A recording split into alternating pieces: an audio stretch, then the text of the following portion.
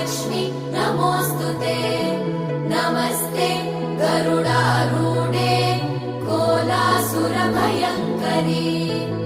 सर्वपाप हरे देवी महालक्ष्मी नमोऽस्तुते।